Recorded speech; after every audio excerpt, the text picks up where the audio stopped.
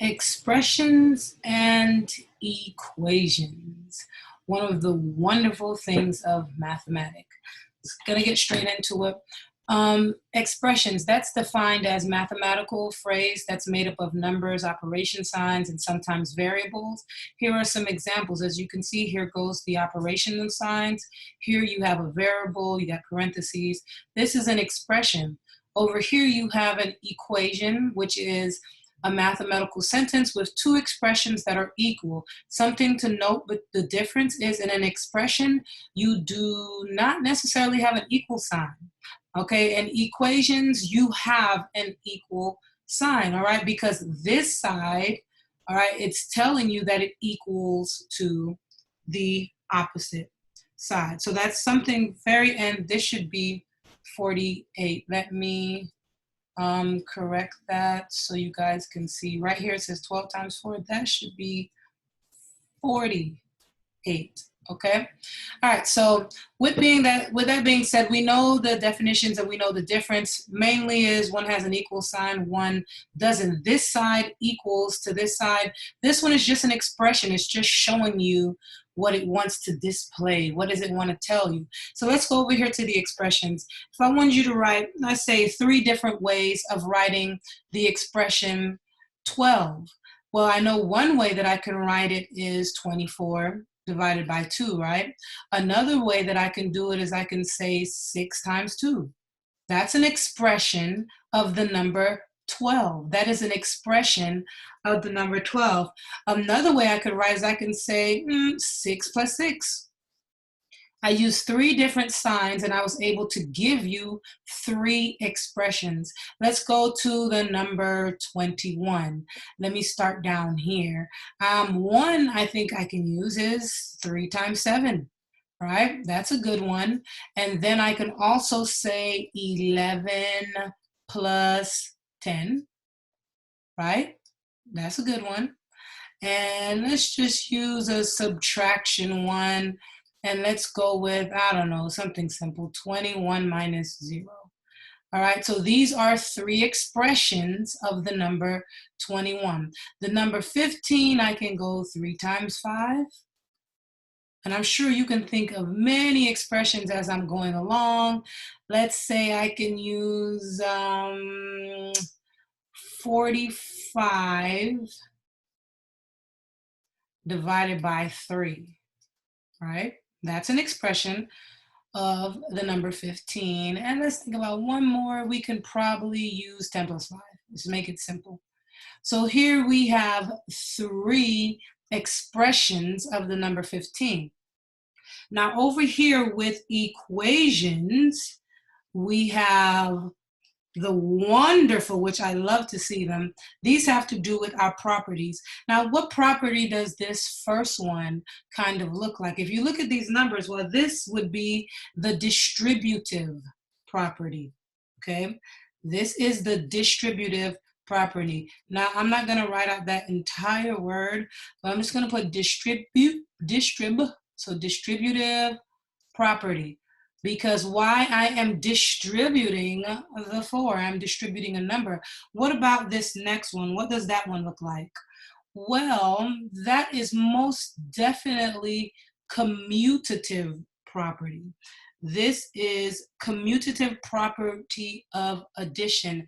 And what that means is you can switch your numbers around, but your answer still remains the same.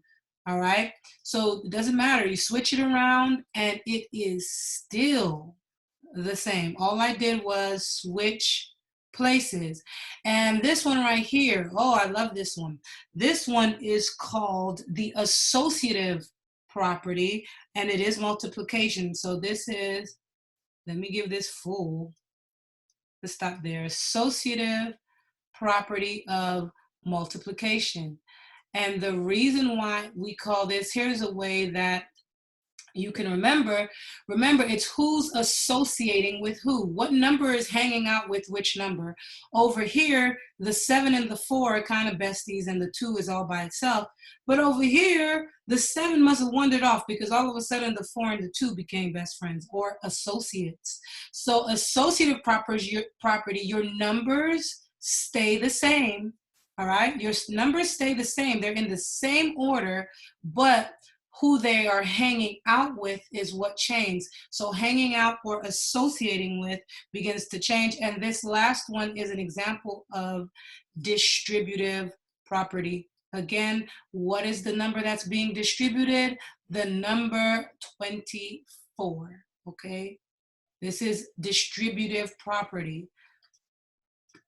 So make sure you get that down. Those are some good notes to take as we are going along. Now here on this screen, we have, this is still equations, right? This is called the part-whole model. So they have parts, which are at the bottom. All of the parts are always at the bottom, and the wholes are at the top. So with that being said, let's look at this first one right here, where there's an n here. Now let's see, if I put a 3 here, and I put a 5 right here, well, what equation can I write for this part-whole model? Well, I can say n equals 3 plus 5. Okay, so these are the parts, and when you put the parts together, they give you the whole. So that's why I can say n equals 3 plus 5. Let's look at the next one. If I put a 3 here and an n here, well, how can I write this as an expression? I can put n equals 8 minus 3.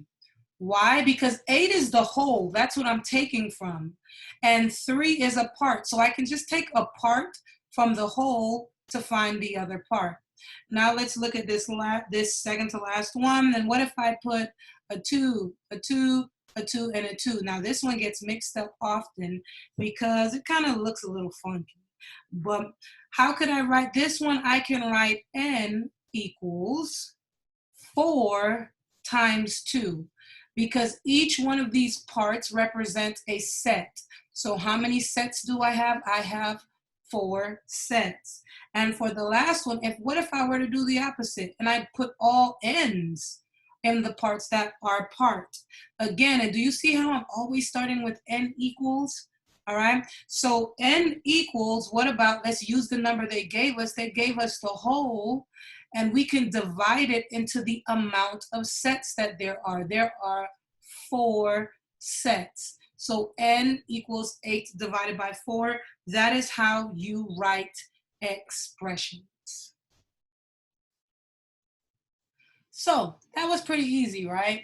That was expressions and equations. So right now, as you're in this Google form and you just watch my video, scroll down and you're going to answer questions. Now make sure you are using your manual pages. You're going to open first to manual page 231.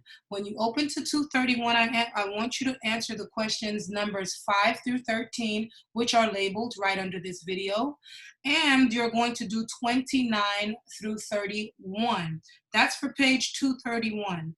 And then you're going to go to page 233, and you will complete page numbers 1 through 7, and numbers 30 to 35.